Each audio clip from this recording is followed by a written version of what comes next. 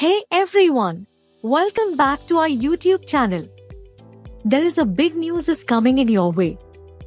India is about to launch GST 2.0, the biggest tax reform since GST first rolled out in 2017. But what exactly is changing? How will it impact your pocket? And when will it be implemented? Let's break it down in simple words. So, GST 2.0 is basically the next version of India's goods and services tax. The idea is simple. Make GST easier to understand, reduce confusion, and cut down on endless disputes. Right now, we have 4 tax slabs: 5%, 12%, 18%, and 28%. This makes life tough for businesses and even for consumers. GST 2.0 wants to... You have probably heard of cases where popcorn, pizza, or even bread had different tax rates just because of classification. These confusions not only led to higher costs but also court cases.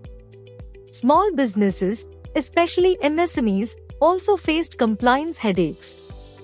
With GST 2.0, the government wants to make things simpler, reduce paperwork, and boost demand. Here is the big change. Instead of 4 slabs, we will now have just 2 main slabs, 5% and 18%. Most items that were earlier taxed at 12% will now come under 5%. Items in the 28% category, like cars, ACS, TVS and cement, will mostly move to 18%. And for luxury and sin goods, like tobacco, pan masala, high-end cars, and even sugary drinks, there will be a special 40% tax.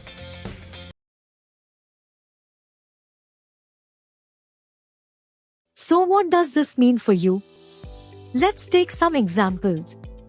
Buying a small car, the tax drops from 28% to 18%, so prices should fall. Air conditioners, televisions and refrigerators, again, moving to 18%, making them cheaper. Health and life insurance premiums may even get zero GST, giving big relief to families. Of course, cigarettes and luxury goods will get costlier, thanks to that 40% tax. The GST Council is meeting in early September to finalize the plan. If all goes well, GST 2.0 could roll out by Diwali this year. The government is even calling it a Diwali gift for consumers. Now, what's the impact? For consumers, everyday items and appliances will become cheaper. For small businesses, compliance will be easier. The government may lose some revenue initially, around 40,000 crore rupees, but they expect more spending and faster growth to balance it out. In fact, experts say GST 2.0 could boost India's GDP by up to 0.8%.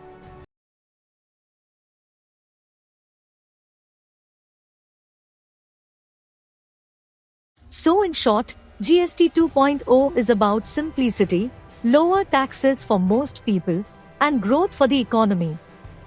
This is a big step towards having maybe just one single GST rate in the future. If you found this video helpful, don't forget to like it, share it with your friends, and subscribe for more updates. See you in the next one.